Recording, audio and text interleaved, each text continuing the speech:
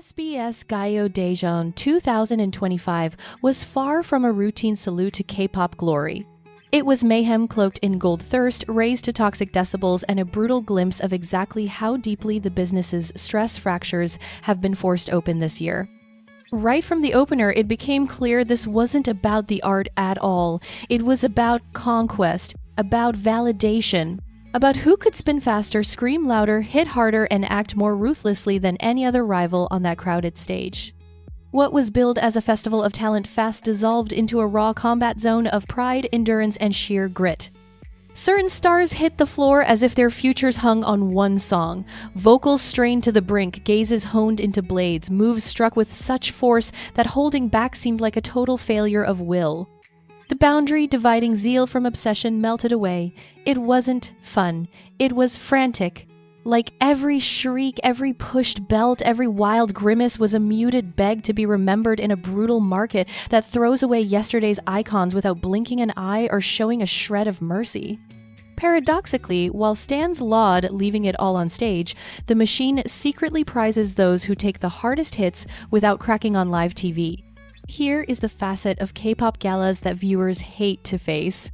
Under the pyros and lens flares sits a silent war fed by terror, terror of being swapped out, terror of fading, terror of being called average in a time addicted to absolute digital flawlessness.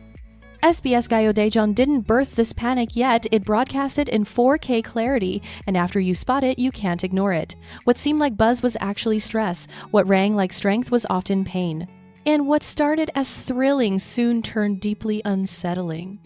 If such intensity is the cost just to remain in view, the true issue isn't who owned the stage that evening.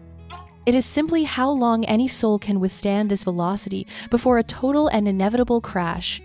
Believe me, this gala was merely the start.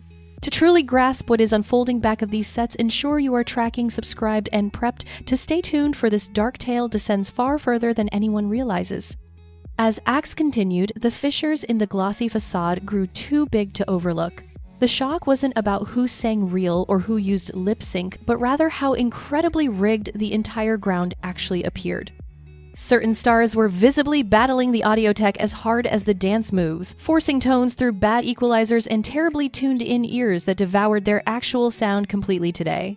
When real vocals dissolved into nothing, it wasn't skill that let them down. It was the gear. But the crowd's response never separates the two causes. A wobbling set turns into a character defect, a viral snippet becomes a life sentence, and nuance is the very first victim. This is where the industry's fixation on flawlessness gets nasty. Stars must offer pure truth while being undermined by tech failures they have absolutely no power to fix. One unit sounds stellar since the mic mix helps them, while another gets roasted for poor singing just because the broadcast stream failed to transmit. The story is set before anyone questions what truly occurred back at the mixing board. In a biz ruled by visuals, the guise of stability counts far more than actual justice. Meantime, legends and big names breeze through the gala doing precisely what was demanded of them. Solid, steady, neat, not daring, not groundbreaking, but secure. That security is a luxury all its own. Newbies possess no such pass. If they slip, it is cast as evidence they are unfit. If they battle past fatigue, panting hard tones, shaking with effort indeed. It's either hailed as raw or jeered as amateurish, contingent on the viewer. No middle road exists here. Every instant up there is a judgment day. Yet those errors were the sole human sparks of the night. Visibly winded, visibly astray, but charging on. That rare fragility bonds us far more intensely than any impeccable playback ever conceivably could achieve. K-pop, however, prizes not soul but durability, the capacity to tank audits, mockery, and unreal bars without breaking down in the open. SBS Gayo Daejeon wasn't merely a display. It was a pressure exam, and sadly, not every idol walked away unscarred. As time passed, the chatter silently drifted from the show to a subject far more cringe looks. Not stage vibe, not charm, but the ruthlessly curated visual persona that the entire modern K-pop scene is essentially constructed upon today. The chasm betwixt how stars appear on set and how they are off-screen is wider than ever, and Gayo Daejeon accidentally exposed exactly how synthetic that divide has now grown, really. When a star's unpainted face trends, it is seen as a shock reveal rather than a human fact. Awe usurps interest. Guesswork takes the place of care. This isn't regarding one star looking odd. It is about a biz that has coached crowds to demand the fake as the standard baseline. Thick paint, fierce outfits, screens piled upon screens, all joining forces to fabricate a visage that hardly lives beyond staged zones. If that mirage fails even for a split second, the backlash is absolutely and totally brutal.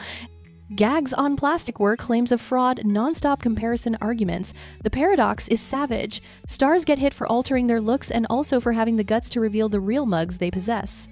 Even grimmer is how excessive the beauty bar has gotten. Once a single looker could carry a team. Today, whole rosters are architected to be without any visible defect. Each person groomed to the nines, every shot refined, every blemish wiped. Hotness isn't a bonus now. It's the entry fee. Consequently, uniqueness dies.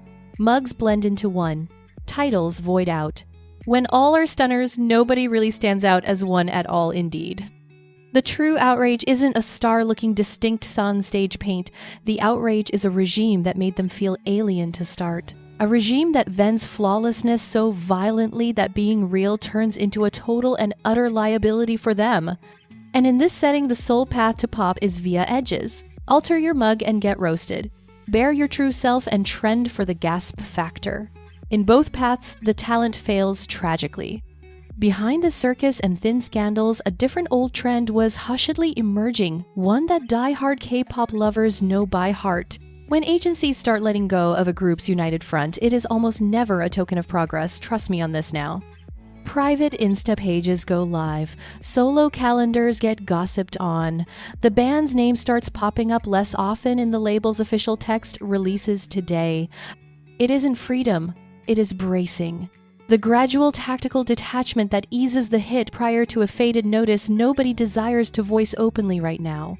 Bands do not break up instantly in this biz. They dissolve, returns get rare, ads dwindle to the absolute least, drops land with the vibe of a chore instead of a burning desire to win awards. When success fails to show, the money halts. It isn't personal, yet it ruins lives. Artistry is nothing if the sales don't cover the checks written. The chat turns from just one more banger to the fans moved on, and once a squad steps in that zone, leaving is practically a total dream. What makes this pattern truly brutal is how clear it is. Followers spot the end long before labels own up. The silence hits harder than any media blast ever could truly do so. When fresh acts debut with fatter wallets and clearer maps, the contrast is glaring. The biz won't wait. It swaps.